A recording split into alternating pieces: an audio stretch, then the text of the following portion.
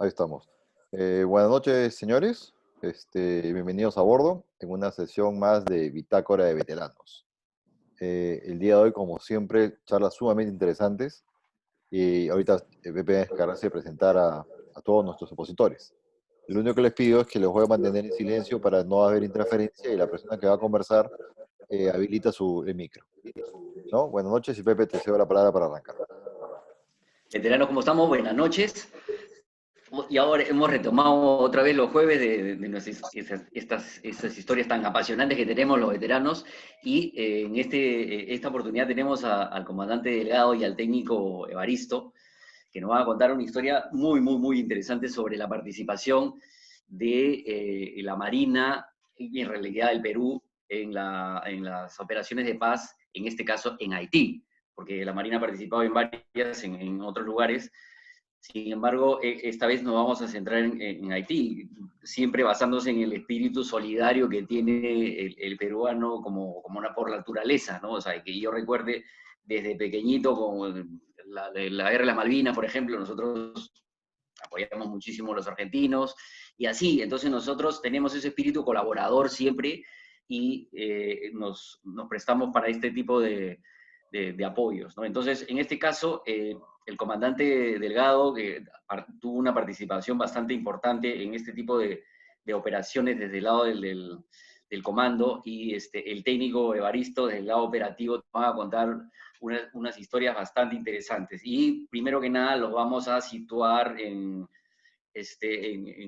macro, cómo empieza todo esto, y le cedo la palabra al comandante Delgado, que ya nos ha contado varias historias y es bastante muchos lados operativos de la Marina.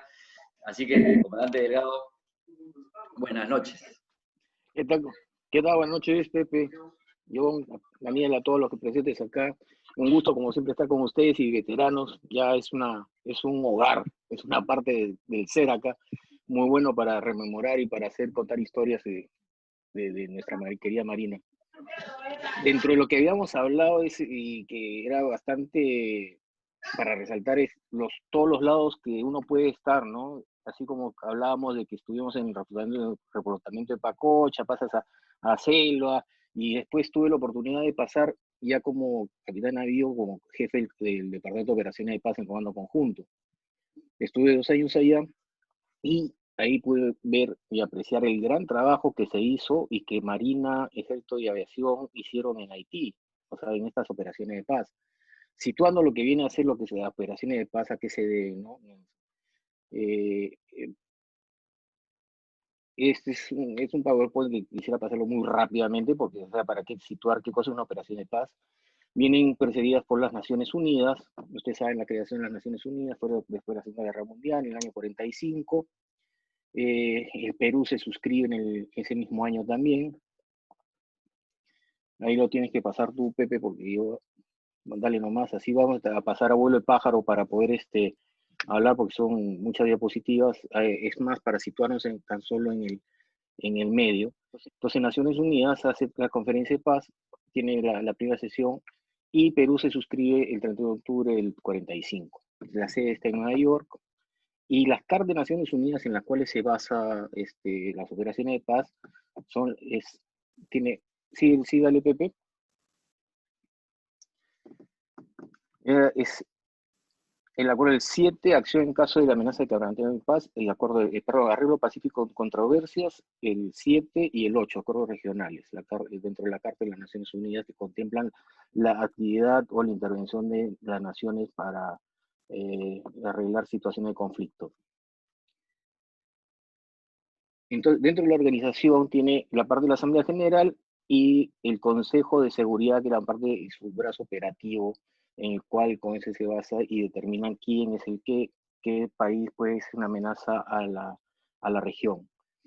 Está formado por 15 miembros, 5 de ellos permanentes, elegidos cada 2 años. Son 5 miembros permanentes que ahí en la siguiente van a ver. Está en China, Estados Unidos, Rusia, Francia y Gran Bretaña. Los miembros no permanentes son elegidos por cada 2 años. El Perú ha sido varias veces ya miembro. y dentro de su función está investigar las controversias, recomendar los mecanismos de arreglo y cuándo deben aplicar sanciones o una intervención de operación de paz, ¿no?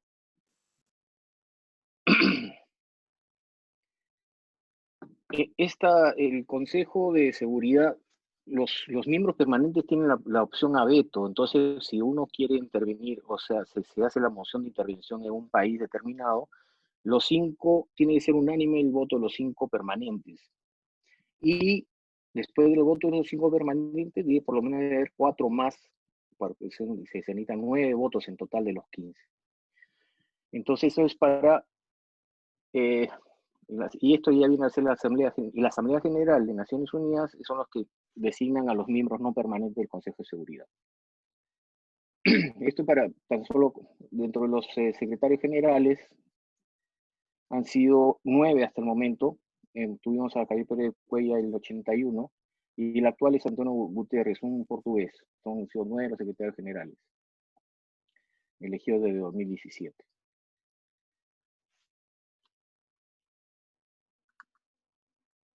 Dentro del Departamento de Operaciones de Paz, que como les dije es el brazo operacional del secretario general, y sus funciones son pues la intervención cuando tenga un momento de conflicto y solucionar este tipo de cosas para el apoyo de Naciones Unidas. Dale nomás, Pepe, para avanzar así.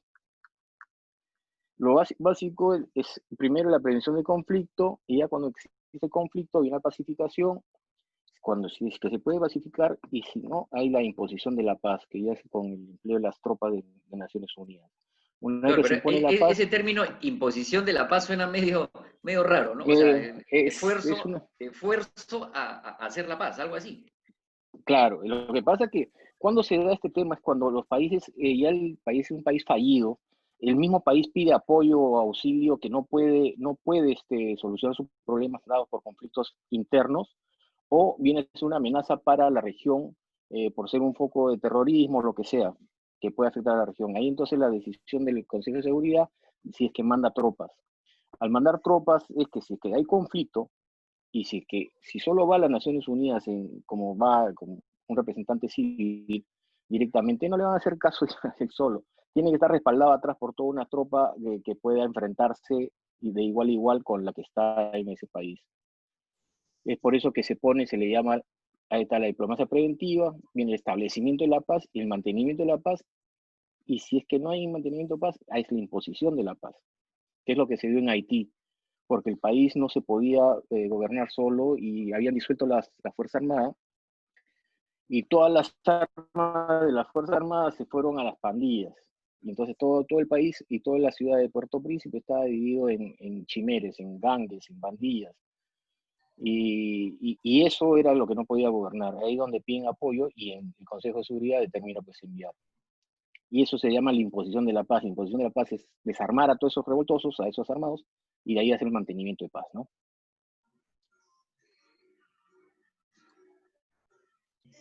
Esa es lo que viene. Ya es el despliegue, el uso de la fuerza. Y de ahí la consolidación, después ya de hacer la consolidación.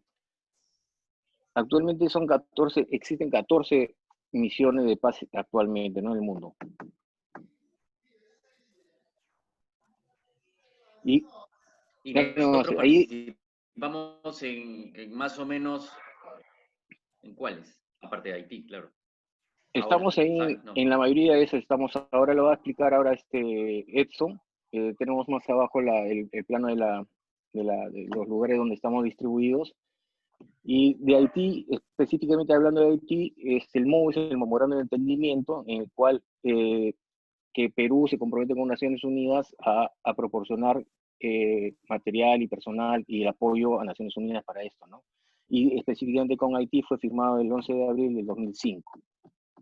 El sistema de reservas es un sistema que todos los países miembros se comprometen a ver qué cosa es lo que pueden ofrecer a Naciones Unidas para apoyar estas operaciones de paz. En nuestro caso se hizo toda esta relación de lo que podíamos aportar, ¿no? Claro que cuando llega el momento, si cuando solicitan, si es que se ve si es efectivo o no es efectivo, si es que se puede o no. Y cada año se actualiza, ¿no es así, Edson? Cada año se actualiza esta relación del sistema de reservas. Sí, con relación a eso, comandante, lo importante es saber de que nuestra participación en operaciones de paz tiene un marco legal, ¿no? Y ese marco legal vendría a ser el Memorando de Entendimiento, el denominado UNSAS, que establece jurídicamente la participación bajo un convenio internacional, la Convención de Viena, que articula la participación del Perú ante Naciones Unidas. Y ese memorando de entendimiento o ese convenio desgrega una serie de unidades, que son las que estamos viendo en la diapositiva, que nos permite desplegar a una misión de paz.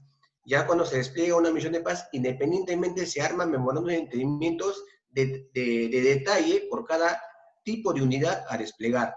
En este caso, ahora el sistema UNSAS es actualizado de acuerdo a la disponibilidad del país. Si yo tengo una compañía de ingeniería actualmente desplegada, pero voy a desplegar una compañía de infantería adicional, eso lo ofrezco.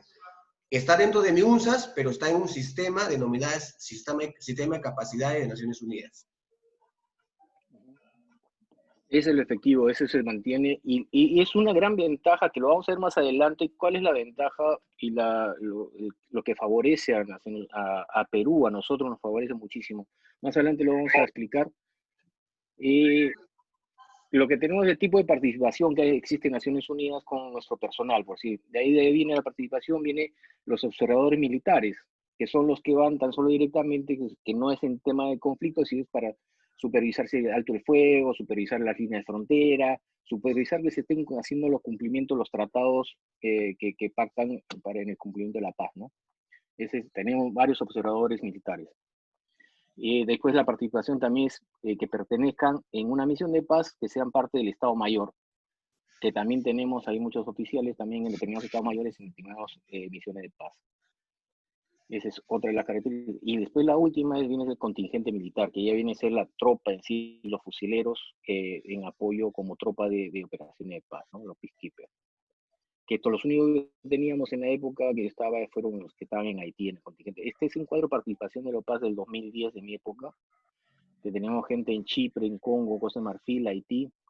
Haití teníamos 2 de Estado Mayor y contingente 366, perdón, y Liberia y en Sudán, ¿no? Total 402 hombres teníamos desplegados.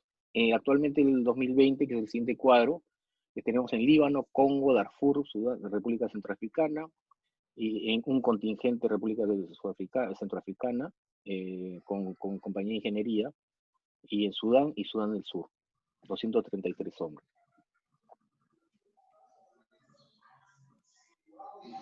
Va a salir ahí lo siguiente vamos a hablar muy rápidamente, es de la participación de Perú a lo largo del tiempo. Desde el año 35, es antes de la creación de las Naciones Unidas, pero sí generado por la antigua Sociedad de las Naciones, observador en la Comisión Neutral del Chaco Boreal, ¿no? En el año 35. El año 58 en el Líbano. Dale nomás así rápido, en el año 73-74 tuvimos en Oriente Medio, en Irak, en Sierra Leona, Sahara, Namibia. En Sierra Leona hasta el 2000. Dale no. Timor Oriental, después la MOMEP en Ecuador, donde habló, ¿de acuerdas? Habló Kester, Paul Kester, sí. Él estuvo ahí, el conde Kester.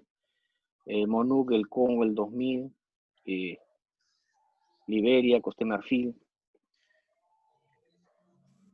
Es lo que en la mayoría de sitios, señor, es como observador, o en qué sitios es donde realmente mandan el grueso del contingente para apoyar. Donde se logra hacer la concesión, se consigue lo que hablaba, con lo que decía Edson acerca del memorando de entendimiento, dónde es que necesitan.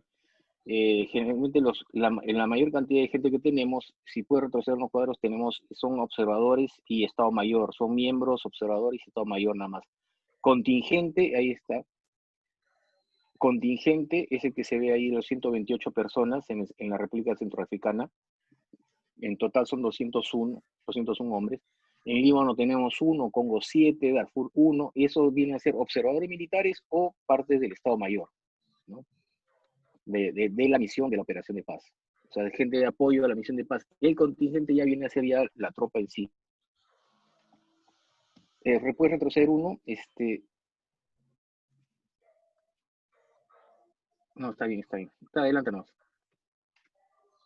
Esta es la parte simpática, lo que yo quería hacerle ver. Hay muchísimas ventajas en la parte de tener personal en operaciones de paz. ¿Y por qué la gente tiene tantas? Hay muchos países que viven de las operaciones de paz.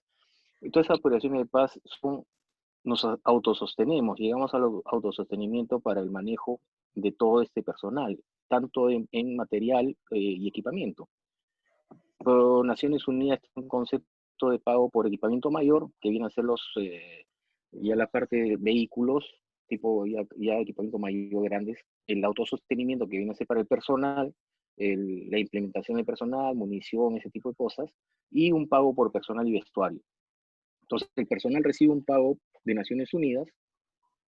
Aparte, el país recibe un pago por hombre por autosostenimiento y por equipamiento mayor también, dependiendo qué material tengan desplegado, se recibe un pago. Hay muchos países que ven esto como una gran ventaja, por ejemplo Uruguay, Argentina, que son en Sudamérica, que eran los que más apoyo tenían en Naciones Unidas, porque con ese dinero, pues, nosotros teníamos también los Unimog y los anfibios, me teníamos desplegado 3, consigo meter uno más 4, y con ese dinero que se reembolsaba de Naciones Unidas, alcanzaba para hacer mantenimiento de esos 4 más los que estaban acá. Y se podían relevar sin ningún problema y se hacía un mantenimiento completo. Era muy buen asunto en el terreno de que había una retribución, ¿no? En el personal de operaciones de paz destacados que tuvimos, hemos tenido comandantes de fuerza. O sea, en cada operación de paz siempre hay un jefe de la fuerza en general, la fuerza multinacional. En el caso estuvo el general Briceño de Ceballos en el 74, el general Bloch en Minurso en el 92 y hace poco, bueno, no tampoco, en mi época, el almirante Sánchez de Bernardi, Mario Sánchez de Bernardi, en Chipre, en abril So- del 2008 hasta el 2011 me parece que estuvo. solamente para comentar, José Luis, el almirante Mario Sánchez creo que está acompañándonos ahorita en la sala. Está aquí, justo. O sea, sí, destacadísima actuación, fue reconocido mundialmente y premiado por mismas Naciones Unidas por la actuación que tuvo allá en Chipre. Fue muy, una gran actuación que tuvo. Nos elevó en el sitial del oficial peruano en un gran lugar. Un gran agradecimiento a Mario. En personal fallecido, tuvimos fallecidos en el puesto de vigilancia en el canal de Suez en el año 74, por una mina antipersonal. Y algunos heridos en Haití, pero bueno, eso pasan de largo. Yo Señor, no. Sí, con, sí, señor, con respecto al personal de fallecidos, quisiera hacer una especie de alto en este tema porque independientemente de lo que tuvimos en el año 73 en UNEP, que son estos 3 personal de servicio militar, en Haití hemos tenido el primer suboficial fallecido el año 2015, ¿no? Por un sí, problema pues, médico. pero, Pero es importante también destacar que los marinos hemos tenido nuestro primer caído, que ha sido el año pasado, ¿no? A raíz de un accidente que falleció Leo Mechira, ¿no? Oficial de mar primero, ¿no? Producto de un accidente que ocurrió el 31 de julio del año ¿en pasado. dónde fue? Fue en República Centroafricana, ¿no? Estaban en desplazamiento de la base principal a una base temporal y debido a un problema en el camino, pues el carro terminó volteándose y producto de ello terminó falleciendo No, nuestro miembro de la Marina de Guerra, ¿no? ya. Eso viene a ser más o menos el entorno de lo que vive la operación de paz, porque es que se da y cómo se dan, ¿no? Toda operación de paz, pues tiene que, si hay un momento de conflicto, tiene que tener un respaldo la autoridad civil que está a cargo de todo, que es el delegado de Naciones, el gran comisionado de Naciones Unidas, no podría hacer nada si es que no tuviera una fuerza militar que lo acompañe y lo respalde. Y es por eso que llega pues con un contingente de paz, ¿no? En el tema de Haití, cuando vamos a Haití, ¿por qué está tan mal? Dale nomás, es para situarnos en Haití. Haití está ubicada en una zona estratégica, ahí es una isla maravillosa que está cerquísima a Cuba, Jamaica, en la misma isla con República Dominicana. República Dominicana. tiene las mismas condiciones que República Dominicana, y la condición es totalmente diferente. Tiene muchísimo territorio de costa, que podría ser un paraíso tropical, un paraíso de turismo. Tiene bellísimos lugares de turismo. Y pues, podemos ver la distribución política. Y lo siguiente es, por decir, las carreteras están destruidas, se demoran en avanzar para 190 kilómetros 7 horas, para 255 kilómetros 8 horas, las carreteras y todo está muy mal. Y pudiendo ser dale nomás, Pepe, ahí avanza rápido. Ese es una zona, ese es el Palacio Presidencial. Pero el problema de Haití es un problema social, ecológico, político, militar.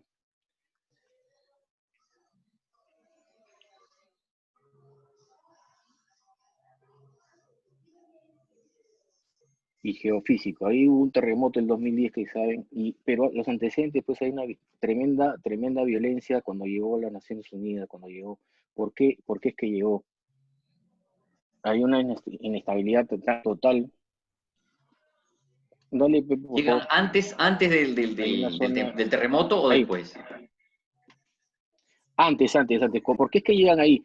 Ahí, las razones que dieron origen a la misión, ¿no? O sea, ellos tienen 216 años de independencia. Es el segundo país en Latinoamérica, el primer en Latinoamérica que se independiza, ¿no? Segundo en América. Pero ¿qué cosa era? Era la emancipación. Era una colonia francesa que tenía muchísima esclavitud, y fueron los esclavos los que se rebelaron y lograron la independencia, los esclavos. Y estos esclavos le dieron curso a todos los blancos y hasta los mismos nativos de Haití. Entonces los franceses ya no quisieron nada con Haití y lo dejaron. Y a partir de ahí tuvieron 34 golpes de Estado, ¿no?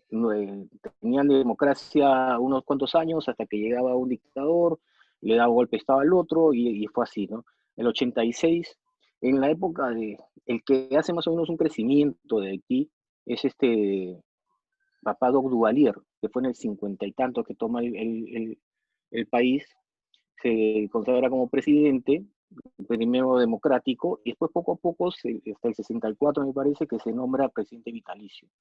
Y él es muy llamativo en la historia, en la cultura haitiana, porque Papá Doc se apoyaba en el vudú, era médico, imitaba al Barón Samedi, que era un sacerdote o una imagen de la muerte en el vudú, y fue un dictador tremendo, ¿no? Entonces, desde esa fecha y de ahí hasta el 71, 70 y tanto, me parece, que fallece y deja a su hijo de 19 años, a Baby Doc, como presidente. Pero en esa época, supuestamente por sus abusos y todo eso, deberían lo deberían haber derrocado. Pero como era un gran opositor al comunismo, estaba apoyado por mismo Estados Unidos también. Entonces soportó y aguantó hasta el año 86, me parece, que de ahí que ya cae el régimen de Papá Doc, de Baby Doc, y se hace una nueva constitución, se elige a un presidente Aristide, hay otro golpe de Estado, viene un bloqueo económico, historias de cada uno llegaba al poder y caía inmediatamente, ¿no? Cada uno quería ser el jefe de Haití. Al final llega Aristide nuevamente y decide que no puede soportar más, porque habían disuelto el ejército, y como te contaba, habían disuelto el ejército y el armamento había sido repartido y distribuido en la ciudad, y la habían agarrado las pandillas, las chimeres. Y estas pandillas, pues cada uno era un barrio aislado, y el presidente no tenía ninguna fuerza para nada. Ahí es donde entra ahí el mandato de las Naciones Unidas. Edson. Sí. Claro, bueno, Haití prácticamente ha sido un país que bien cierto ha sido uno de los primeros en independizarse en América, pero también ha sido uno de los más inestables, ¿no? Prueba de ello es que prácticamente ha habido 4 misiones de paz de Naciones Unidas en forma consecuente en años progresivos, ¿no? Y la última, que terminó en MINUSTA, en la cual tuvimos la participación. Es más, ahorita todavía sigue una misión vigente, pero es una misión de apoyo judicial. No es una misión netamente militar, solo cuentan con la presencia de juristas y policías todavía, ¿no?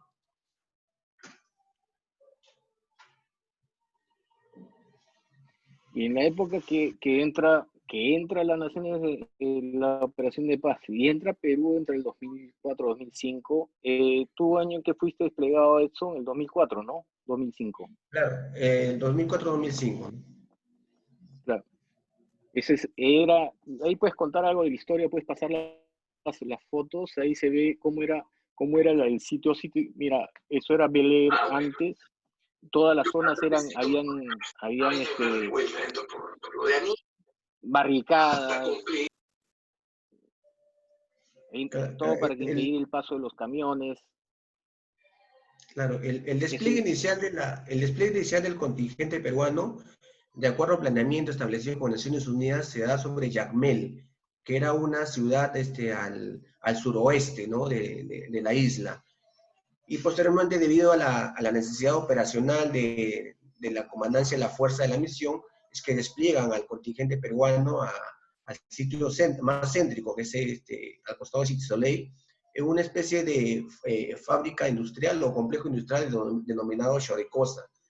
Pero en sí era un país altamente colapsado, ¿no?, en el cual terminamos aprendiendo muchas cosas, y haciendo la comparación del versus de lo que significa nuestro país, pues a la final podríamos decir que vivimos en un paraíso, ¿no?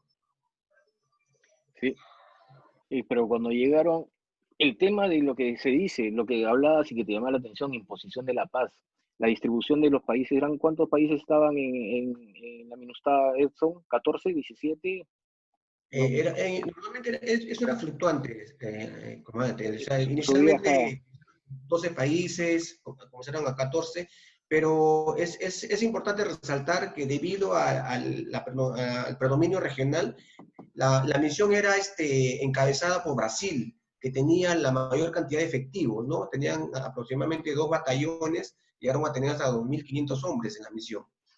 Y Sí. posteriormente estaban desplegados los diversos países, ¿no? Seguía por ahí Uruguay, Chile, que tenía unidades de infantería, de helicópteros. Bueno, la compañía peruana, ¿no?, que en el transcurso de los años sufrió varias mutaciones, ¿no?, o cambios. Comenzó como compañía de reserva aerotransportada, compañía de reserva estratégica posteriormente, y luego terminó como compañía de infantería Perú, ¿no? Debido a la necesidad o al requerimiento operacional, ¿no? Al final nos convertimos, de acuerdo a lo que manifestó en algún momento el mismo comandante de la fuerza brasileño, de que éramos el brazo operativo de la misión.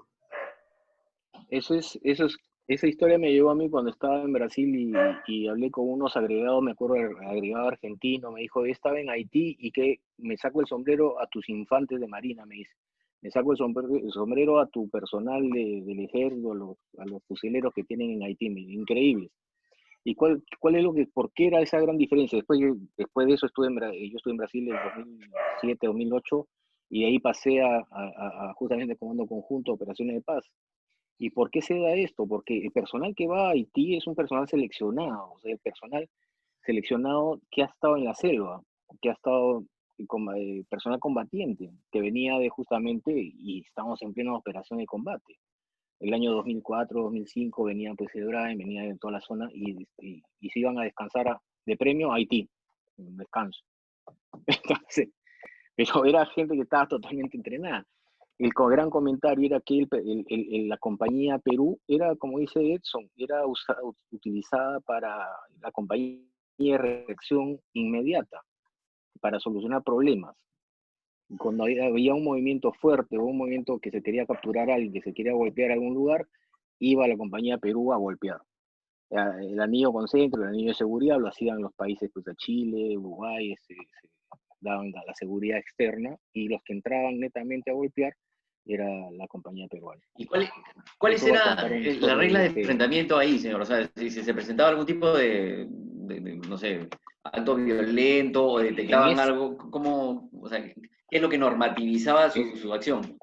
Habían las reglas de enfrentamiento, se hace todo, La gente que va para Haití, que se da sí, un curso, tenemos el SECOPAS, que es la escuela de operaciones de paz, y tienen que estar dentro de los estándares de Naciones Unidas.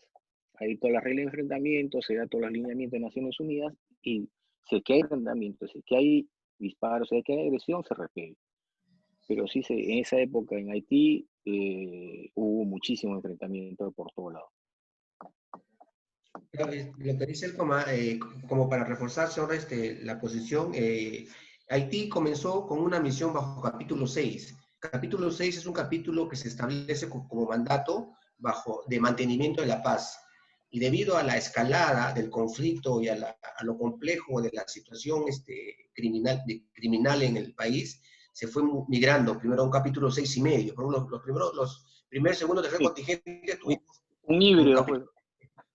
Claro, y por último, recién debido al requerimiento mismo de las autoridades militares de la misión, se pasó al capítulo 7, que era una imposición de la paz, donde ya se podía hacer uso de la fuerza en legítima defensa, ¿no? Y se utilizó muchísimo, hubieron muchísimos enfrentamientos. He visto los Humvees, los carros que estaban baleados, ¿no? Los Unimogs, sonaba como canchita cuando te metían bala. Dentro de esa operación, a lo que veníamos a contar eran las operaciones importantes o que se participaron. Hubo una operación que se llamaba Iron Fist, que es mismo despliegue como en la película esta de La caída del halcón negro. Un jefe de una pandilla muy requerido, era un buscadísimo de unas Chimer, era el jefe, se descubrió, dieron el dato, lo echaron, de que estaba en un lugar en Bel Air, ¿no es así, Edson? Sí. En una Tengo zona el que era... video. ¿Quiere que pase el video, señor, del Iron Fist? Sí, si Me pasa parece. rápido, sí, A ver. eso es hecho por alguien que participó ahí, ¿no, Edson? Sí. Ahí Bueno, Edson puede comentar cómo fue la operación. Edson participó de la operación. Yo hago recuento nada más de que fue mismo Halcón Negro.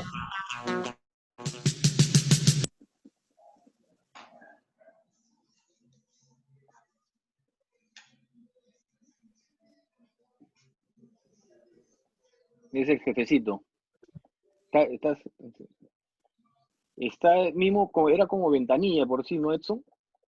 Sí, claro, el punto donde se encontraban los chimers, o que eran los de la banda de criminales, era como decir dentro del Callao, ¿no?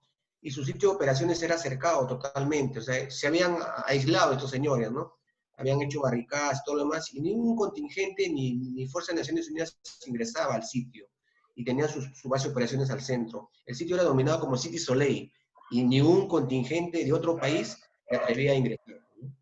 Es por eso que se trató de hacer se planificó esta operación para neutralizar, haciendo uso de las palabras adecuadas de acuerdo al derecho internacional humanitario, neutralizar a la amenaza, pues, ¿no? Claro, Eso, pero fue hecho solamente por nosotros. O sea, no hubo participación de otros países, sino nuestro, Perú, la Infante de Externo. Marina y O sea, Ejército Peruano, me imagino. no, bueno, los que dieron seguridad externa. claro, la misión la misión recayó sobre todo el componente militar, ¿no? El batallón brasileño, o los dos batallones brasileños, daban seguridad total, seguridad externa para la infiltración de las patrullas peruanas. Y las patrullas peruanas eran las que habían establecido todo sus grupos de seguridad, despliegue y todo lo demás de infiltración para lograr entrar al objetivo, ¿no? Ya, pero a ver, y voy preguntando ahí cosas porque me parece, ¿no?, interesante. ¿Por qué, si los brasileños tenían la mayor cantidad de efectivos y estaban mucho más experimentados en trabajos en la zona, por qué se quedan afuera y el peruano, cholo peruano como toda la vida, nos metemos en la parte más picante, la más brava, y ya anda tú, hermanito? ¿Por qué? Porque no Es que entiendo. A ver, explíqueme un poquito. no, yo te lo explico de lejos, ya te lo va a decir Edson, porque Edson combatiente de Chayén de Huanta y de todas las zonas que sean, Mis respetos, mis que ha habido, respetos, Edson. que ha habido de combate, te lo va a decir. O sea, los combatientes que fueron a Haití eran combatientes que venían supuestamente, era como un descanso o un premio ir a Haití. Y era gente que venía de la zona de emergencia directamente de haber trabajado pues 1 año, 2 años en combate real. Entonces, era personal que estaba totalmente entrenado en combate real, en combate del día a día. No así los batallones de Brasil, ni Argentina, ni Chile, porque no estaban en combate. Ellos muy bien entrenados, pero una cosa es la práctica y otra cosa es el entrenamiento. Claro, pero la idea de ir a un sitio donde va a haber enfrentamientos y cosas es que vaya el grupo de élite que puede pelear. Los Pues, que no voy claro. para quedarme mirando Lo que usted, No, es que voy a jugar el Ujú. partido. usted acaba de pronunciar una palabra. A la tribuna. Claro. Usted acaba de Pero pronunciar una bueno, Estoy teniendo problemas con la comunicación. Usted acaba de pronunciar una palabra ideal, ¿no? Élite. Como Sí. dijo el comandante Delgado, habría que hacer una comparación, porque el batallón brasileño, que era el componente más numeroso, era personal de tropa. Y la compañía peruana era personal seleccionado, selecto. ¿Por qué? Porque la compañía estaba conformada por infantes de marina, y no solo infantes de marina regulares en la mayoría de casos, sino todos eran comandos. Y estaban los operadores especiales. Imagínense el componente de marina, y dentro del componente del ejército estaban lo que son de fuerzas especiales y comandos, y los de la Fuerza Aérea también estaban los DOEs. O sea, esas patrullas eran patrullas de élite. Y ya los antecedentes de las misiones anteriores dieron fe y el visto bueno para que puedan ser el articulador principal de este tipo de operación, ¿no? Porque es el tema principal acá es la capacidad. El contingente peruano sí tenía la capacidad para realizar ese tipo de operación. Correcto. Estaba Ya, entrenado bueno, entonces, y probado bajo fuego. Sí, definitivamente, claro. Y ahí, acá estamos viendo en el videito cómo va avanzando la cosa. Entonces ya cuéntenme ya. Entonces entraron ustedes a encargarse de este operativo. Claro, el tema fue que el planeamiento inicial era de que teníamos que hacer un acercamiento por infiltración. La operación en sí era un golpe de mano previa infiltración, pero para la infiltración tendría que darse por prácticamente la retaguardia del sitio o de la ciudad. Prácticamente es como que si entráramos al Callao por la parte de Ventanilla, ¿no? Un tema de imaginación.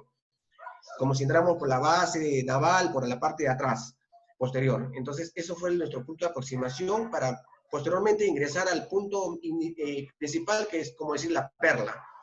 Entonces, el proceso se dio por infiltración. Una vez ingresado, teníamos ya ubicados el punto o el lugar donde se encontraba el líder rebelde, que en este caso la misión era neutralizarlo, ¿no? Se desarrolló sin ningún problema. En la operación de infiltración logramos ubicarnos, establecer el desplazamiento final para hacer el golpe de mano y bueno, se consolidó con la neutralización del enemigo, ¿no? De la persona.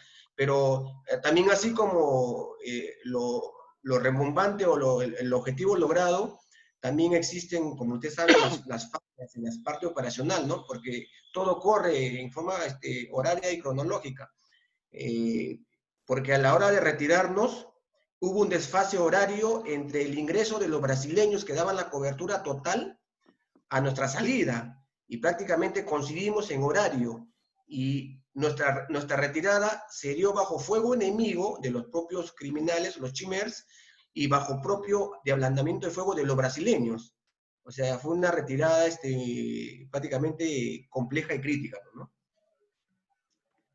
Bueno, pero ¿tuvieron algún tipo de heridos o algún lesionado o algo? ¿Fue completamente limpia? ¿Cumplieron la misión, entraron, salieron sin ningún problema, aparte del que ya me está contando? Claro, claro. El tema es de que, bueno, la misión, desde el punto de vista operacional, fue un éxito, ¿no? Porque nadie salió herido, mucho con el cuerpo totalmente con sudor y todo lo demás, pero es normal esto en los combatientes. Y de repente que hubo una otra pérdida de material, ¿no? Pero eso es fácilmente medible ante tal tipo de logro. Pero lo principal es de que se consolidó la capacidad del peruano, ¿no? Para este tipo de operaciones, en base a cuál es la definición del combatiente de élite, ¿no? Porque prácticamente todo el contingente estaba integrado así, ¿no? Y al igual que el segundo contingente, el primer contingente y el tercero y el cuarto y el quinto tuvieron acciones similares, que si vamos desde el punto de vista cuantitativo o cualitativo, pues catalogan al combatiente peruano en un ranking altísimo, ¿no? Es por eso que las Naciones Unidas nos busca bastante para este tipo de operaciones. Y de ahí viene el comentario que me hicieron cuando estuve de agregado en Brasil. O sea, yo no conocía el tema y había un argentino que había estado en una de esas operaciones y me dice, me saco el sombrero a tu gente, me dijo. Ah, sí, así son todos, le dije, así son todos. Es normal en nuestra gente. Pero ese es, sí, y de esas operaciones varias, y después cuando habían varios comentarios bueno, había muchos golpes en las noches, había un cuento, bueno, dice mejor después, mejor ahora no. Esto, sí. Después la transmisión en vivo. Pepe, No. Sí. un comentario ahí. Adelante, señor. El tema de City Soleil, que es más o menos como comparación con los barracones del Callao, nos lo dieron a nosotros porque nosotros fuimos uno de los últimos contingentes que llegó.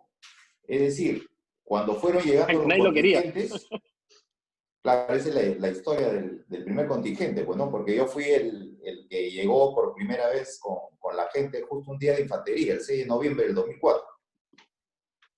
Y cuando llegamos al aeropuerto, ahí nos recibió una comisión de la MINUSTA, y bueno, nos dijeron que teníamos que trasladarnos hacia Yangmel, que estaba a 4 horas. Pero cuando uno llegó al aeropuerto y vio la ciudad realmente parecía Mogadiscio, porque salía humo por todo lado y se escuchaba balas afuera. Entonces, nosotros, en el entrenamiento y toda la preparación que habíamos seguido en Ancón, era más o menos como para enfrentarnos a una turba que nos iba a tirar piedras, porque teníamos nuestros escudos, nuestras maniobras ahí para repeler disturbios, y muy poco sobre este tema, ¿no? Pero ya llegando al lugar nos dimos cuenta que la situación era totalmente distinta, ¿no? Y prácticamente las primeras operaciones se iniciaron saliendo del aeropuerto porque los caminos estaban cerrados, los caminos estaban con barricadas, y tuvimos que, en forma administrativa, porque nadie nos dio ninguna seguridad, nosotros fuimos y de frente ustedes mismos son. Ahora, había un tema ahí que nosotros veníamos con el antecedente de que supuestamente todos éramos Chavín de Wanda. Habían vendido ese producto, entonces para el general brasileño, supuestamente nosotros éramos pues los non plus ultra. Y bueno, realmente no éramos todos Chavín de Huántar, pero realmente se había escogido en ese momento a lo mejor que tenía el Perú, porque fue una decisión de enviar lo mejor en los primeros contingentes para dar una buena imagen, ¿no? Tan es así que la gente... Modestia aparte, señor almirante, usted estaba ahí. Bueno, fui convocado por Gareca, ¿no? Está bien. Yo en ese momento era el segundo comandante del batallón de comandos, y junto con 3 pelotones de comando, los que estaban ahí, los que estaban formados, más un pelotón reducido de FOES, nos fuimos como representantes de la Marina, más 3 vehículos BMR. Al final todo el contingente tenía que tener una organización similar o en el estándar de la OTAN, de una compañía aerotransportada de la OTAN, para lo cual pues, nosotros teníamos que tener 48 vehículos. El convoy, para que tengan una idea, estaba conformado por nuestros 48 vehículos más 25 trailers. Y ese convoy teníamos que trasladarlo para que llegue sin novedad a Yangmel, en una zona que era Mogadiscio. Entonces, desde el primer día, prácticamente tuvimos esa situación, y al llegar a Yangmel nos dieron un mes para poder armar nuestra base. En ese mes armamos nuestra base y todos los contingentes ya habían asumido territorios que la misión les había dado. Por ejemplo, llegaba a Argentina, los enviaban al norte; llegaba a Chile, los enviaban al este; llegaba al este. Y nosotros, como habíamos llegado al último, nos dieron lo que faltaba, pues, que eran los barracones. A donde nadie se metía, ya que acaban de llegar morosos. Ese era el punto que nadie se quería meter, porque ahí era el problema crítico. Y cuando hicimos el planeamiento, en la que yo dirigí la parte de Perú, nos dijeron, están en condiciones de entrar, y nosotros pues dijimos, bueno, esto no creo que sea pues más que de Aguaitía, ¿no? Walk in the park. Claro, no creo que sea pues Aguaitía, ¿no? Pero realmente nos dimos con la sorpresa de que era Mogadiscio. Y nosotros Estaban muy pues bien no armados. teníamos mucha experiencia en el tema de las operaciones mecanizadas, porque nosotros pues todo este tiempo hemos estado enfocados en las operaciones en selva, pero Patrullaje, nunca claro. en un tema de operaciones urbanas y encima mecanizadas. Lo que sí tenía Brasil, porque Brasil participaba directamente en el tema de las favelas, y entonces ellos fueron más o menos los que nos guiaron inicialmente de cómo deberíamos hacer, y hicimos una dupla con ellos. Y después se unieron los chilenos porque nos dijeron que nosotros íbamos a hacer el elemento de acción inmediata, y para eso teníamos que operar juntamente con las unidades aéreas. Y la unidad aérea en ese momento la tenía Chile, con helicóptero Super Puma. Y bueno, fue una cuestión de coordinación. El jefe de operaciones de la misión, de toda la misión, era un chileno, un coronel chileno, un comando. Y él nos dijo, prácticamente él era el que nos daba las órdenes. Y la primera vez que entramos a City Soleil, bueno, se habrán sorprendido los haitianos de ver ingresar a personal de Naciones Unidas. Ahora, era un tema ambiguo que no sabíamos en qué capítulo estábamos, porque supuestamente estábamos yendo a mantener la paz, pero no había ninguna paz. Sí, lógico. Entonces, inclusive se decidió sacar el forro celeste que teníamos en la gorra, en el casco, perdón. Ese casco estaba con un forro celeste, pero dada la situación, se ordenó retirar el forro celeste porque ya estábamos realizando operaciones militares, y ya eran operaciones, digamos, de neutralización de la amenaza. La primera vez que va el oficial, en este caso fue un oficial de ejército, recuerdo, que fue a hacer el checkpoint en la misma plaza principal de City Soleil. Al comienzo se paró, estableció su dispositivo y después nos comenzó a llamar que lo estaban rodeando. Nosotros le dijimos que mantenga la serenidad, la calma, que no creo que pase a mayores. Y la siguiente llamada ya fue una llamada en la que se escuchaba pues una balacera así de película, ¿no? El carro había recibido 23 impactos, el carro en el que estaba, y no estaban en un vehículo blindado, sino estaban en un vehículo abierto, que era el Comancar, que es un vehículo abierto. Y entonces él lo primero que hizo fue agarrar un mercado abandonado que estaba al costado, que era un local que brindaba más o menos seguridad porque era una construcción de cemento, y se posicionó en el mercado. Y entonces en ese punto el oficial lo reforzamos, y ese punto se convirtió en el punto de resistencia de Naciones Unidas en City Soleil. Fue conocido como el famoso Checkpoint 16, que fue famoso. Y la verdad que todos los países se quedaban admirados de cómo podíamos resistir ahí. El jefe de operaciones de la misión, que era el coronel chileno, estaba admirado de todos los partes que nosotros dábamos diariamente, porque eran unos partes pues, de consumo de munición, por ejemplo, diariamente 1.200 tiros, tantas granadas, y él realmente no creía que la situación era así.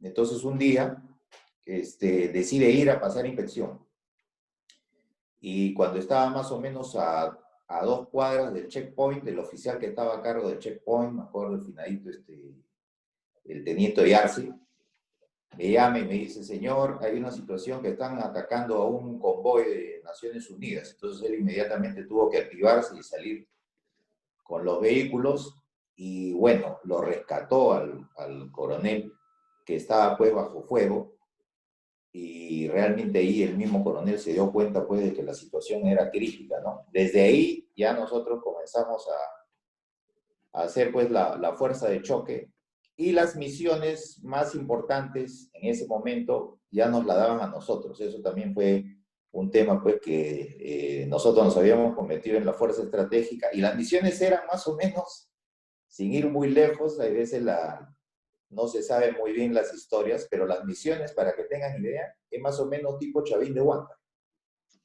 O sea, prácticamente el personal habrá hecho unos 2 o 3 rescates Chavín de Huántar. ¿Por qué? Porque era recuperar instalaciones policiales.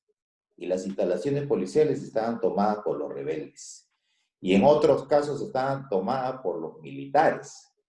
Y era un problema, pues, asaltar una instalación en la que habían, digamos, camaradas militares, Fue el audio. compañeros de armas, pero que teníamos que nosotros asaltar porque esa era la orden que nos daban, ¿no? Y ahí teníamos que hacer las negociaciones. Bueno, muchas veces no se dieron las negociaciones y se tuvo que utilizar la fuerza.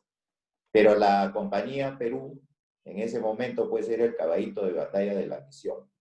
Y así pasaron 8 meses en la que también se hizo 2 intentos de hacer la operación esta, en la que después hizo el segundo contingente, porque se entró a hacer la operación 2 veces. Se entró en la tarde y hubo varias fallas en el planeamiento, varios errores. En una nos dejaron solos a la compañía aerotransportada Perú. Estábamos yendo con Sri Lanka, con los jordanos, hasta con los chinos. Pero era tal el fuego que se recibía que ellos, bueno, utilizaron sus procedimientos, porque cada país también tiene sus procedimientos, ¿no? Si ven que la amenaza es muy fuerte, hay países que tienen la orden de no continuar y de salir de la zona.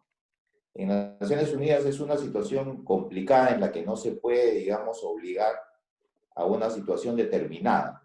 En este caso, nosotros, como más o menos estábamos acostumbrados a la situación del fuego, sí continuábamos, pero veíamos que nos habíamos quedado aislados y teníamos que replegarnos.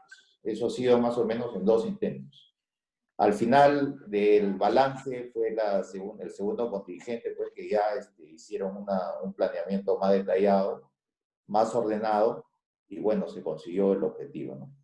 Ese es más o menos la situación. Buenísimo, señor. Ahora, o sea, evidentemente el nivel del infante o el del contingente de Perú era altísimo porque, o sea, replicar escenas como la de Chavín de Huántar es un nivel bastante alto sin tener bajas o heridos o cosas de esas, que es para sacarse sombrero en realidad. Pero lo que me sorprende es que los otros países, o sea, que si ven, o sea, entramos todos juntos y sabemos que uno cuenta con la ayuda del otro país, pero que tire para atrás cuando están en medio de un operativo me parece pues súper, no sé, desleal, por decirlo menos, ¿no? Porque se bueno, ¿o no? Había ese tipo de situaciones y que nosotros en algunas oportunidades lo poníamos de manifiesto porque todos los días había reuniones de comando y ese Estado Mayor era más o menos 70 oficiales de diferentes países. Ah, la paponería. Habían de Estados Unidos, de todos los países. Y lo curioso acá es de cuando nosotros nos llamaban para hacer el briefing de una operación, yo asistía con un par de oficiales y siempre nos parábamos atrás y veíamos cómo discutían todos sobre lo que íbamos a hacer nosotros, ¿no? y lo discutían, raro, así, de una manera como si fueran ellos los que vayan a entrar, y eso era importante porque ponían, y si pasa esto, y si pasa el otro, y qué pasa si los atacan, si se quedan aislados, quién lo va a recuperar. Y bueno, cuando quedaban en un determinado curso de acción, me acuerdo que en 2 oportunidades el general, en este caso era el general argentino, que era el jefe de Estado Mayor, decía, bueno, hemos discutido acá todos nosotros, pero no les hemos preguntado a ellos nada. A ver, oficial, opine sobre lo que estábamos comentando. ¿Lo pueden hacer o no? Y bueno, también salía nuestra parte, pues, y decíamos, lo que os ordene, señor. Y eso les gustaba a ellos, ¿no?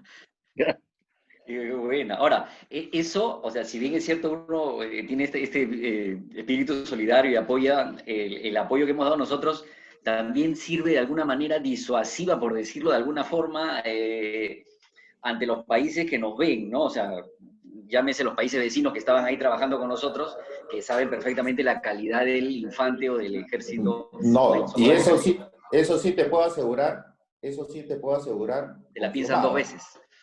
Confirmado de que todas las operaciones fueron filmadas, ¿no? Y después hemos tomado conocimiento que han sido analizadas ya en petit comité en los diferentes países, ni siquiera en la misión, sino en los diferentes países de cómo se deben hacer las operaciones mecanizadas o cómo hacíamos nosotros.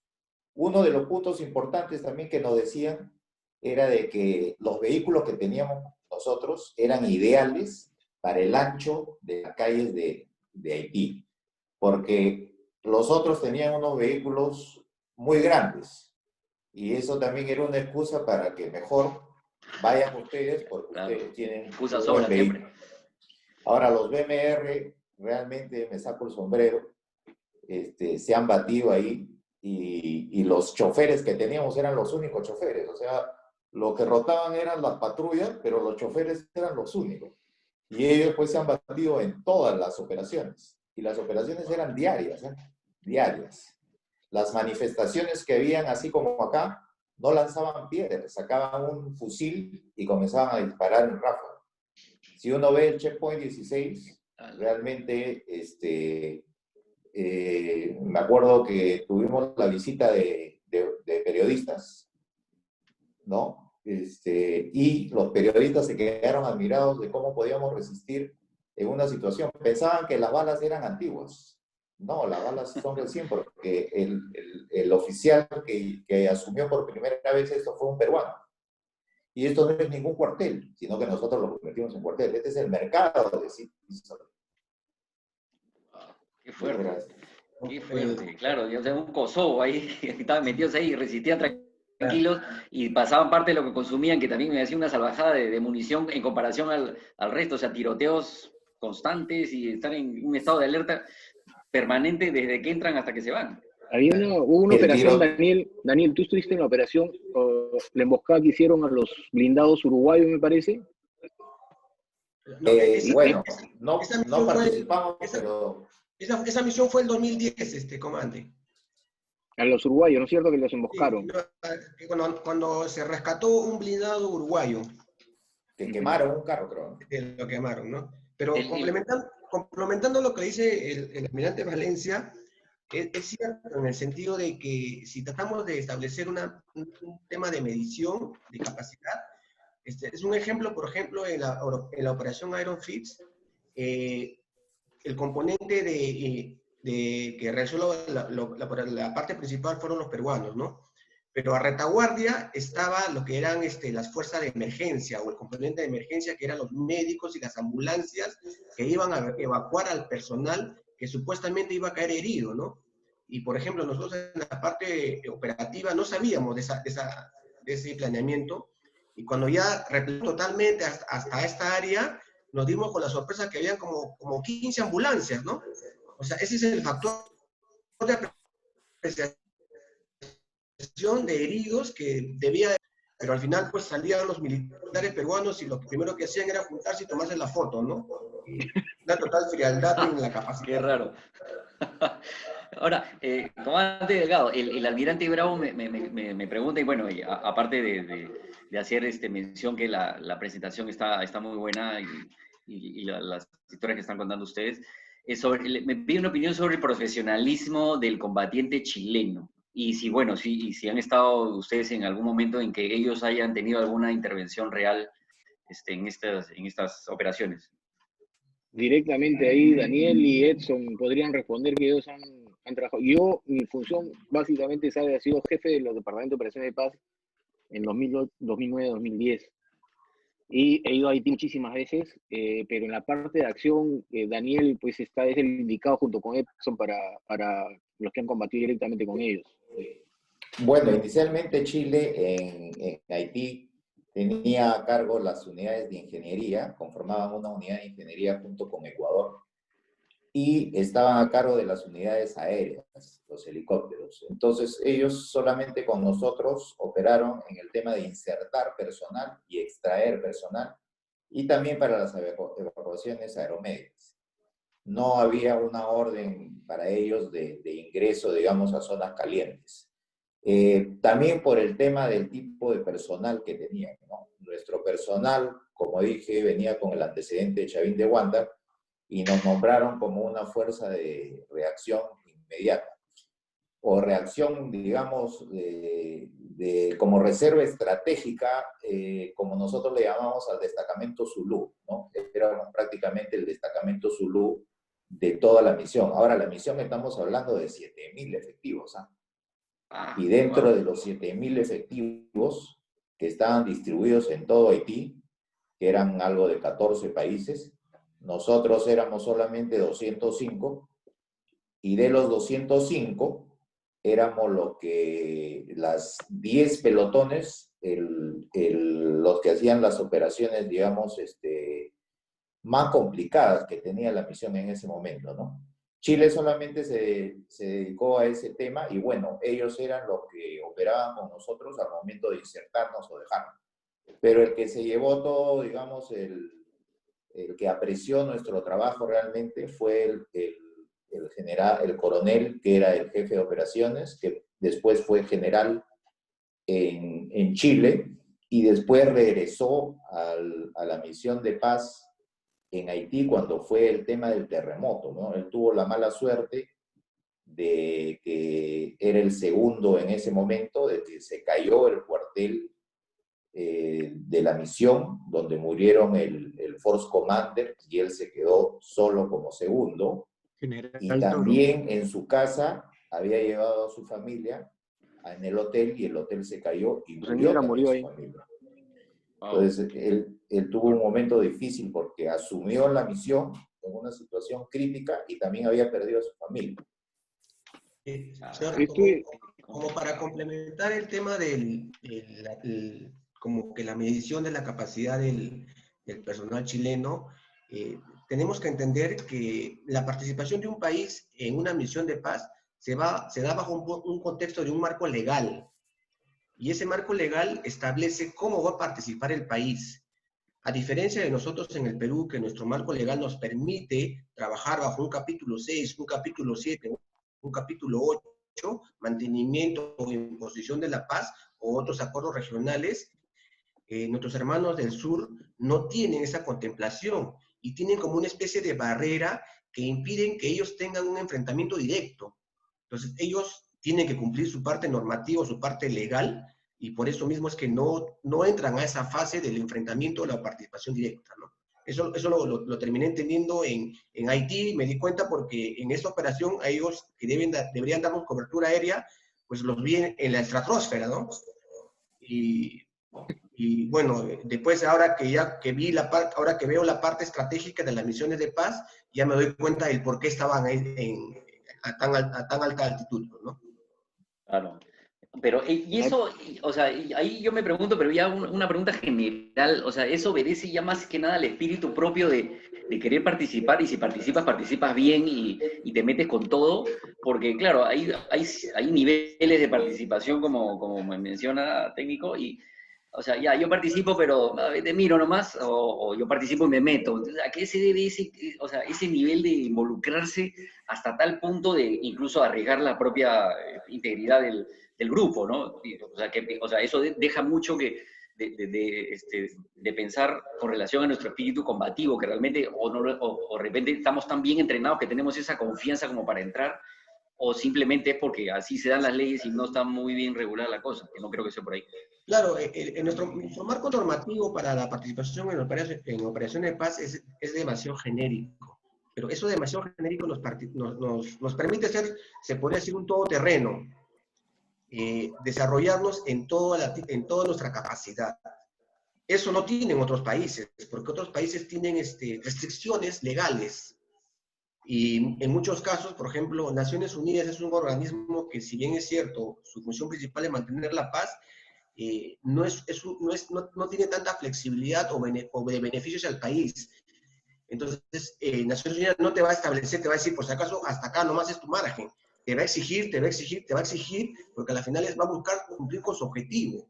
Esto claro, lo Esto lo hemos aprendido a lo largo de los años, ¿no? Porque nos ha costado, por ejemplo, cuando desplegamos en los primeros contingentes, yo era parte operativa, ahora soy parte de planeamiento, y establecimos unos memorandos de entendimiento demasiado básicos, en las cuales el aspecto económico de retribución hacia el país era muy mezquino por parte de Naciones Unidas, ¿no? En cambio, en la actualidad hemos aprendido a negociar, y hemos aprendido a decirle a Naciones Unidas, yo voy así, y yo voy con esto, y por esto yo cobro esto, y debo cobrar esto. Entonces, eso es el esquema, ¿no? Pero la parte legal, todavía nosotros, como le dije, somos un todoterreno en ese aspecto, ¿no? Ah, claro, buenazo, Nos porque sí, permite. sí, hay una contraprestación entre el nivel de participación, o sea, yo estoy dispuesto a arriesgar mi vida, pero también retribuye, ¿no? Como, o sea, igual, o sea, Pero hay otros países, sí. pero hay otros países, Pepe, que sí, o sea, ven esto como una gran ventaja o lo hacen por un interés, más que nada por una retribución económica.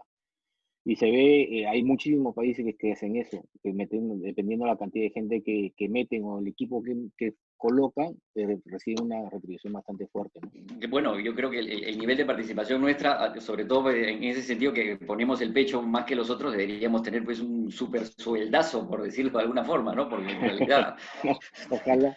o sea, Pero lo que hablaba Daniel acerca del terremoto fue una parte también, o sea, después de todo lo que se ha invertido en Haití acerca de tanto de personal, material, todas las obras que se hicieron, cae el terremoto, o sea, llovido sobre mojado al pobre Haití. O sea, claro. se le golpeó por un terremoto devastador, más de 350.000 personas muertos. Me acuerdo haber ido al día siguiente en el avión presidencial, pude embarcar para llevar la ayuda y fue uno de los últimos aviones que llegó, que pudimos entrar. Y felizmente está el equipo americano que para implementar un aeropuerto ahí portátil.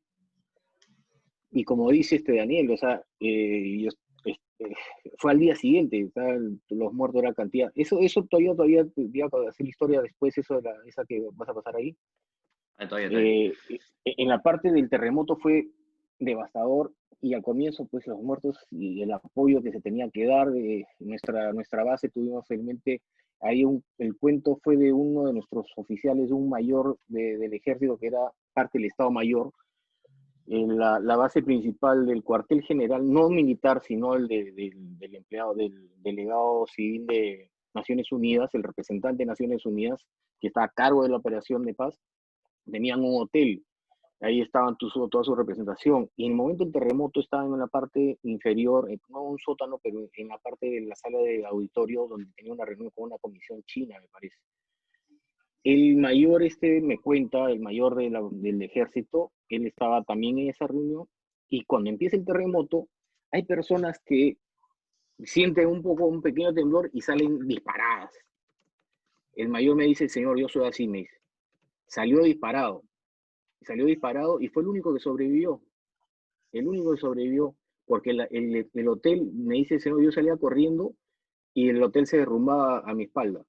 Y fue así, el único que salió y llegó hasta la vereda y todo el hotel, ese hotel se cayó. Ahí murió el jefe de la misión, el civil, el delegado principal, con la delegación china, el jefe de la policía, un canadiense, muchísima gente de Naciones Unidas. Y las noticias que fueron acá en Perú fueron, pues, no sabíamos nada de nuestra gente, hasta que logramos comunicación y nuestro grupo me acuerdo del comandante que estaba a cargo, los mandamos a buscar justamente a nuestros oficiales de Estado Mayor y fueron caminando por sobre los escombros hasta encontrarlos porque habían desaparecido, no se reportaba esta gente nuestra, ¿no? Y todos nos pedían informes acerca de la gente. Uh-huh.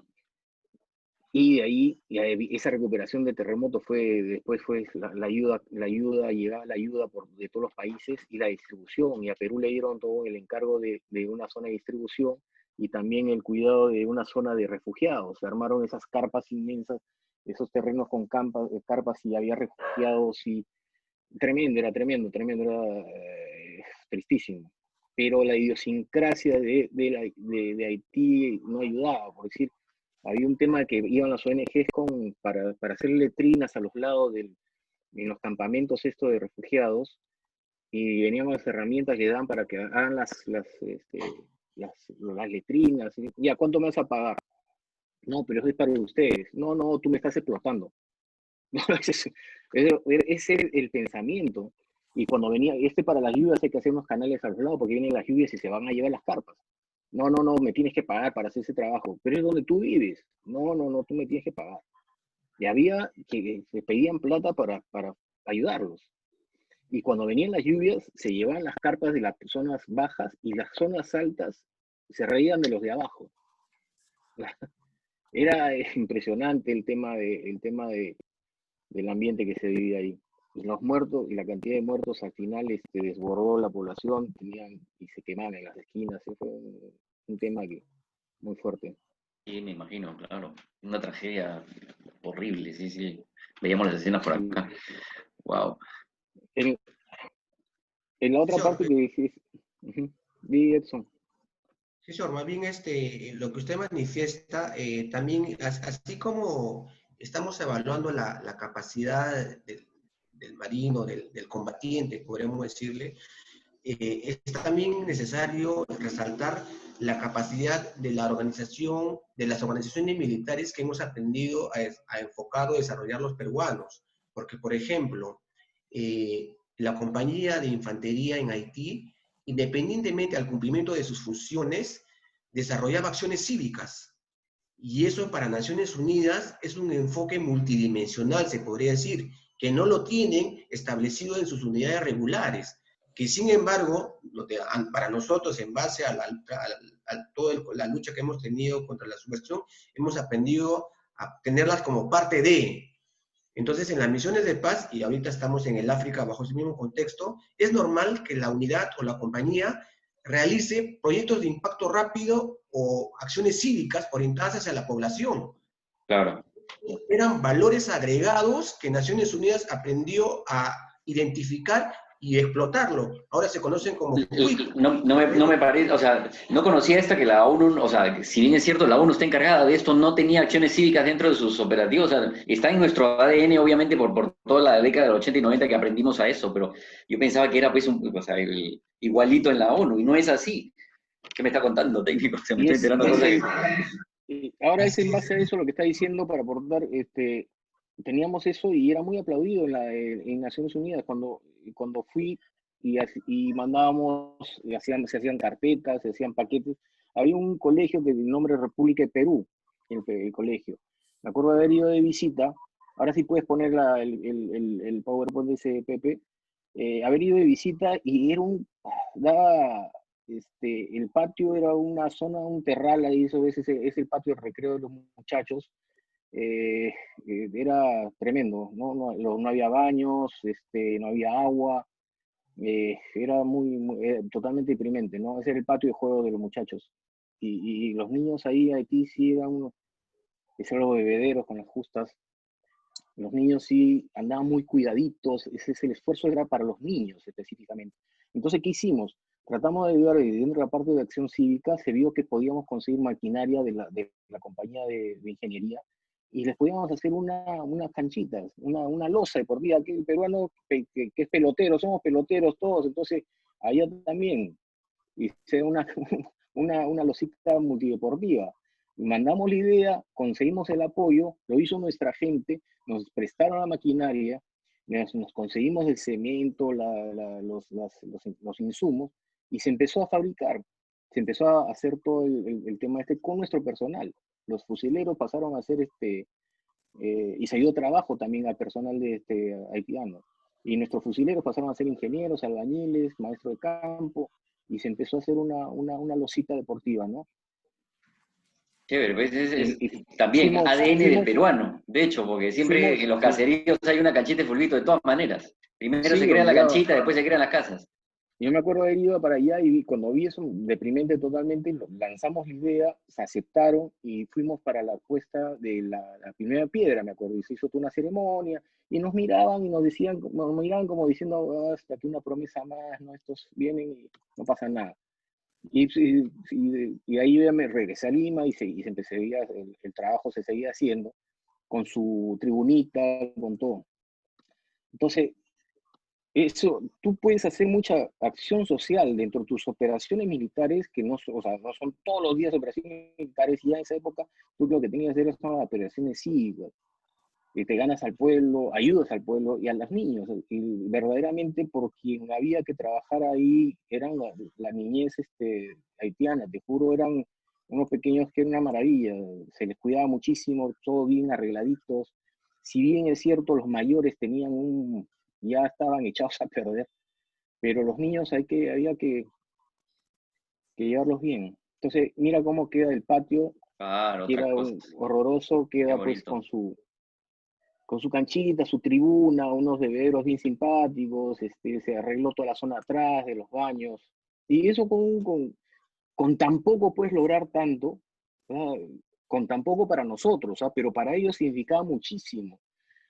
Acá ese es el comandante, el coronel chileno que estaba diciendo Daniel.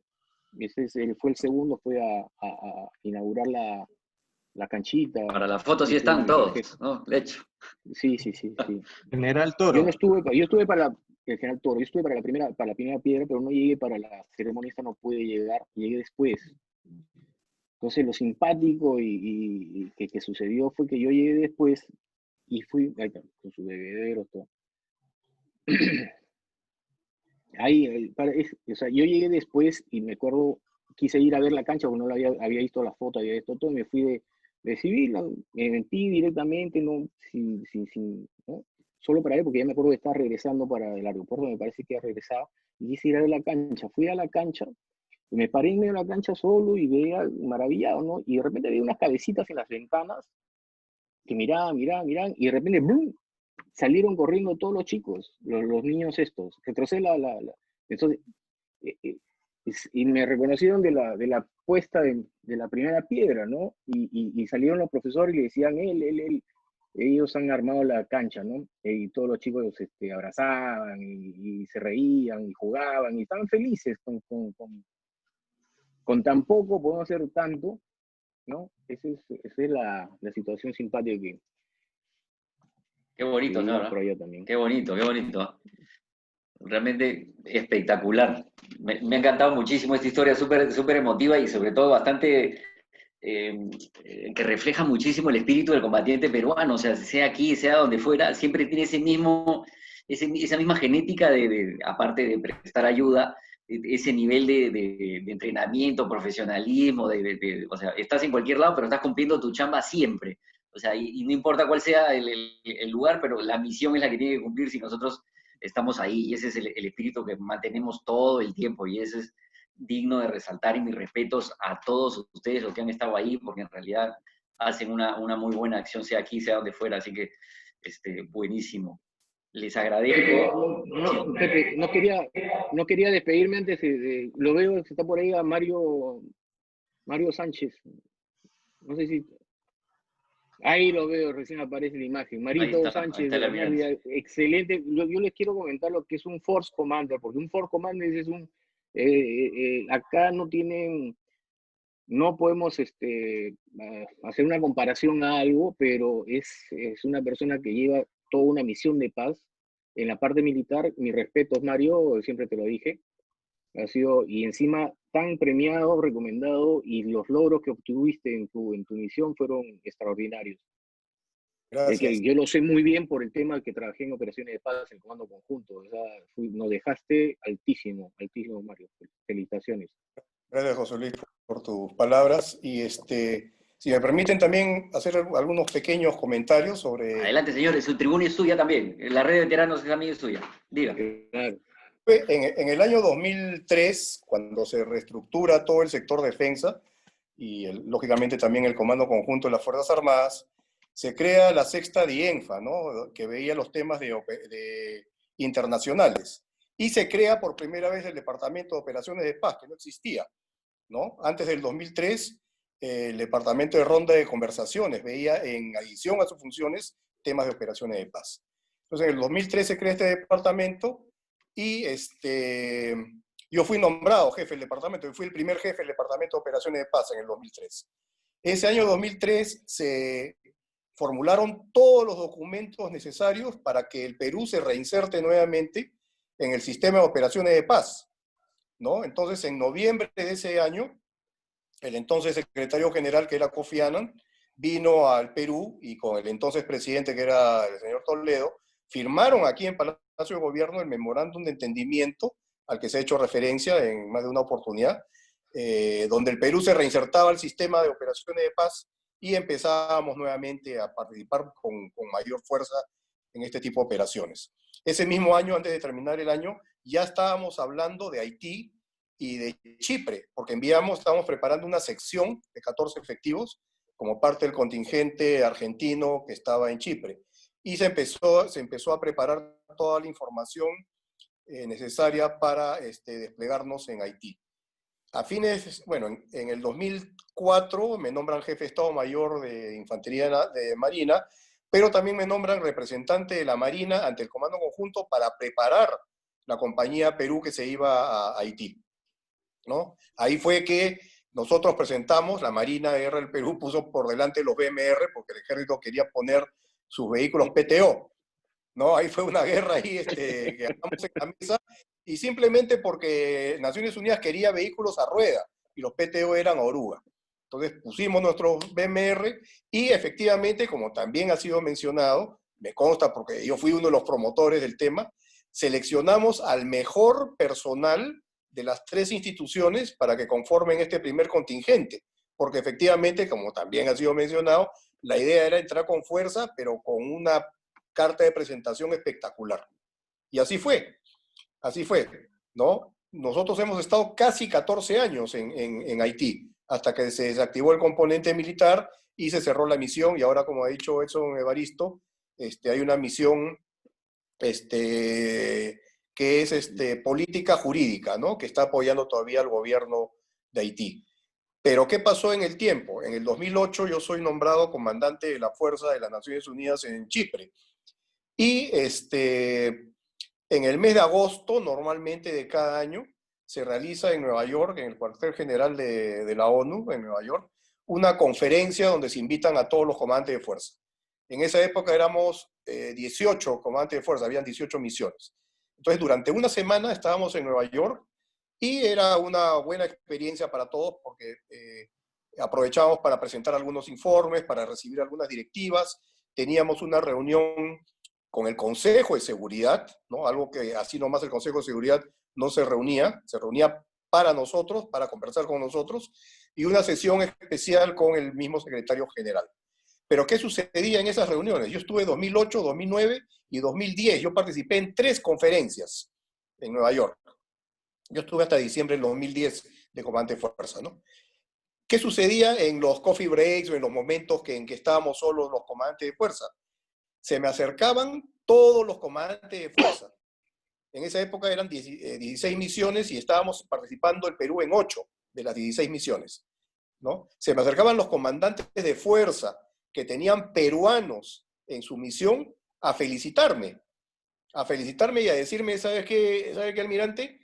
El personal peruano que tenemos en nuestras misiones es lo mejor que tenemos, es lo mejor, ¿no? Entonces, empezamos trazando ese rumbo con Haití en nuestro primer despliegue en el 2004 y hasta la fecha, en el 2020, que seguimos participando en operaciones de paz, hemos mantenido ese prestigio, ¿no? del Perú ante las Naciones Unidas. Y no solamente lo reconocen los comandantes de fuerza, porque en lo personal, en esas reuniones también se me acercaba el entonces jefe del DPKO y el mismo secretario general hacía mención del personal peruano, de la participación del personal peruano en operaciones de mantenimiento de la paz, ¿no? Eso es importante resaltarlo.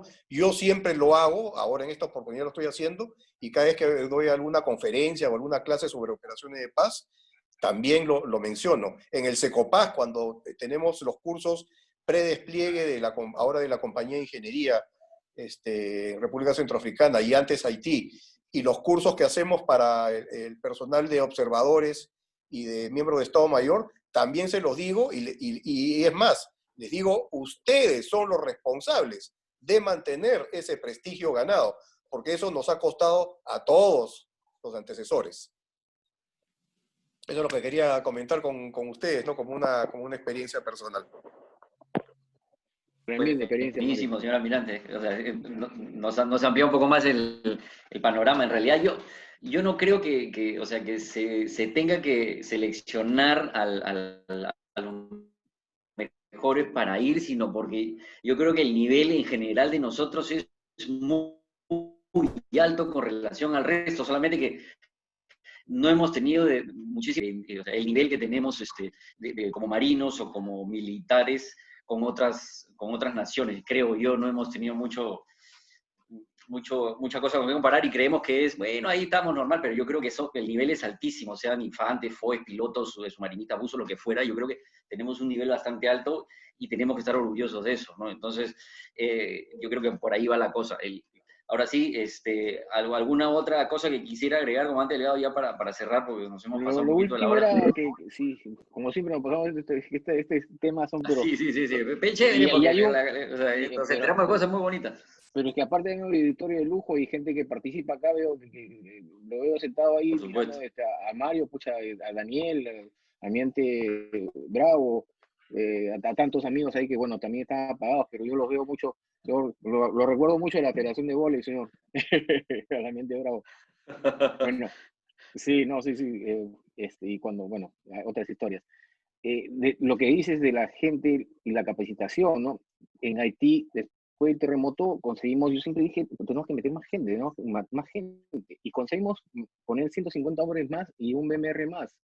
O sea, ampliamos nuestra capacidad, subimos nuestro estándar en Naciones Unidas. Llegué cuando estábamos en el puesto 50 y me fui después de 2 años en el puesto 36 o 30 en participación en Naciones Unidas. Y el mismo Force Commander allá nos dieron la responsabilidad de resguardar toda la frontera con República Dominicana, que era la parte bastante delicada. En una zona que se necesitaba muchísima confianza por el tema de las relaciones que había con República Dominicana. Y nos dieron toda esa pequeña responsabilidad de resguardar el 80% de la frontera, ¿no? Con ese incremento de gente. Entonces era más que nada eso y les agradezco, pues, gracias Marito, Daniel, pucha, que tremendos expositores, Edson, de lujo, trabajé contigo 2 años, de lujo, y tanto así también quisiera resaltar Edson, él tiene la suerte, nosotros somos aves de paso, estamos máximo 2 años en un puesto y tenemos que volar, pero había tanto para hacer y Edson tenía la capacidad de quedarse ahí y ha estado ahí y se ha metido y ha participado en todos los cursos y es uno de los peruanos que ha participado y ha estado hasta en Nueva York apoyando en el tema directamente allá. ¿No es así, Edson? O sea, sí es una capacitación de uno de los más preparados en la parte de operaciones de paz. Yo lo felicito a Edson por todo eso también. Gracias, comandante. Señor, como manifestaba, disculpe que le robo unos minutos, siempre es bueno resaltar las capacidades, así como resaltamos las capacidades operacionales de la persona, nuestros combatientes, enaltecemos la capacidad de la organización militar peruana a través de las operaciones cívicas, también es bueno resaltar las capacidades en todos los niveles, ¿no? Entonces, yo soy un analista en este tema, y me gusta ir al detalle. Y, por ejemplo, hay un hecho, en una misión de paz se desarrollan dos aspectos, el aspecto político y el aspecto militar. En el aspecto político, que normalmente es un representante del secretario general, que es un civil, político civil, que lo designa el secretario general para una misión, y el comandante de la fuerza, que es un militar. Pero en algún momento, en Chipre, el almirante Sánchez de Bernardi desarrolló ambas funciones. Y de acuerdo a lo que he podido observar en los antecedentes, es uno de los únicos militares que ha desarrollado ambas funciones. Y lo ha hecho de tal manera que ha sobresalido y tiene una felicitación del secretario general exclusivamente a su nombre, ¿no? Entonces son cosas que tenemos que resaltar, porque a las finales, las misiones de paz no tenemos que verla como un hecho aislado, ¿no? Porque la misión de paz nos potencia en aspectos de alta rentabilidad o cuantitativo-cualitativa, ¿no? Tanto en el aspecto político, militar, económico y hasta internacional, ¿no? Y tenemos que verlo de un enfoque diferente. Gracias, Edson. Sí, efectivamente, bueno, en mayo del 2010, el jefe de misión y representante del secretario general de Naciones Unidas en Chipre fue nombrado a un puesto en Nueva York, en el departamento político de Naciones Unidas. Y lo que hacen normalmente las Naciones Unidas es nombrar interinamente a un reemplazo, que envían de Nueva York un civil o de alguna otra misión y mientras se nombra el nuevo representante del secretario general y jefe de misión asume ese cargo. Pero yo ya tenía más de 2 años en Chipre y la decisión del secretario general fue que yo asumiera la representación de la misión. Entonces yo sigo jefe de misión, representante del secretario general de Naciones Unidas y comandante de fuerza de mayo del 2010 a septiembre del 2010 en que llegó la nueva jefa de misión.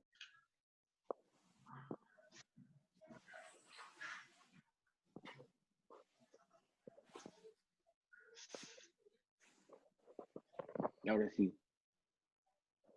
Ahora te perdió. No. Excelente, Mario, ¿Quedó excelente. congelado, creo? No. No, ya está ¿Me bien. escuchan? Sí, sí, sí, sí. Sí, sí. Sí, sí. Ya. Ya, bueno, Sí. bueno. Buenísimo, Eso fue señor Almirante, su aporte. Fue justamente ya en mi salida también como jefe del Departamento de Operaciones de Paz, ¿te acuerdas, Mario? Ya el 2010 para el 2011.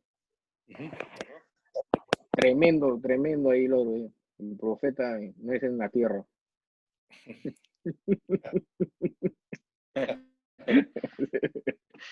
Sí.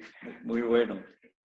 Muy bueno, señor. Bueno, técnico Evaristo, le agradezco. Almirante Valencia, algo que quisiera agregar. Le agradecemos de todas maneras muchísimo su intervención y sabemos que allá son 5 horas de diferencia, o sea que son las 15, o sea, las 3 de la mañana.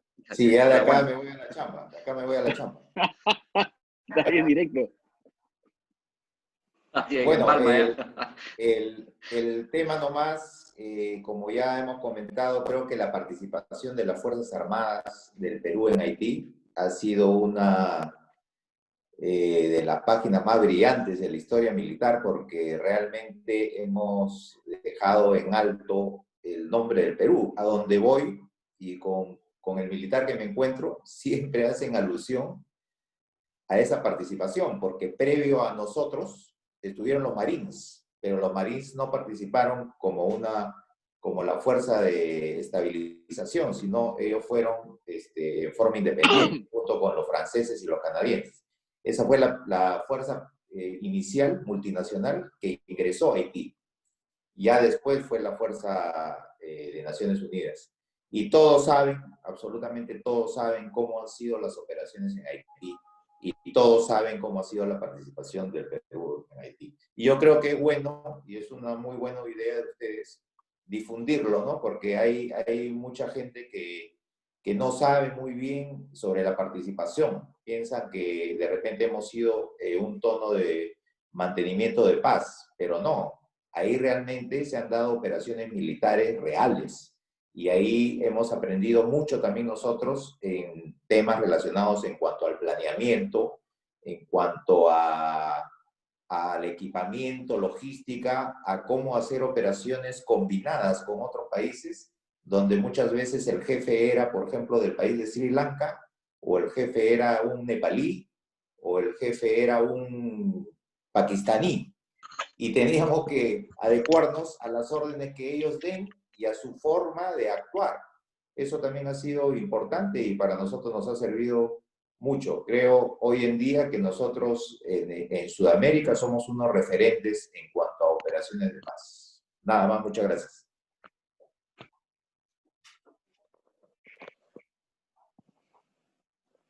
Le agradecemos mucho Almirante Valencia, Almirante Sánchez también, buenísimo. Técnico Evaristo, un poco lo fichamos como para que le diga sus promociones también, que nos gustaría tener mucho más historias también contadas por el personal subalterno, porque también son parte de la red y me gustaría escucharlos así como lo escuchamos con lo del Pacocha, que fueron los protagonistas de la historia de los sobrevivientes. Nos gustaría también tener muchas historias de ustedes, porque en realidad eso es lo que enriquece la red con las historias de todos, ¿no? O sea, porque esto no es una red oficial, sino es una red de veteranos donde estamos todos los que hemos servido de alguna manera, 1 año, 2 años, todos somos veteranos y hemos puesto el pecho en su momento por la patria, y hasta los que han servido 3, 4 días en la zona ya son unos veteranos porque han estado en combate y han puesto el pecho por la sociedad, por la gente que espera mucho de nosotros y en ese momento dimos la talla. Así que les agradezco mucho a ustedes.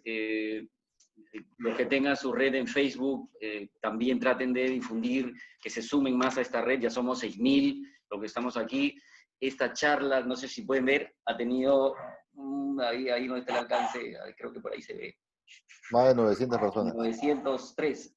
Sí. 903 personas, no sé, o sea, la tribuna es alta cuando hacemos estas transmisiones en vivo, o sea, no son 18 los que estamos acá en el Zoom, sino somos 900, más de 900 los que nos están viendo, y parece importante porque es difundir la gente que ha combatido, la gente que sigue combatiendo y la que va a combatir luego. Tenemos el mismo espíritu y tenemos que juntarnos todos para poder tener este peso en la sociedad, para que reconozca un poco a sus Fuerzas Armadas y a nosotros los veteranos. Así que, muchachos, los espero el día martes. Tenemos ahí un Veteranos About Movies.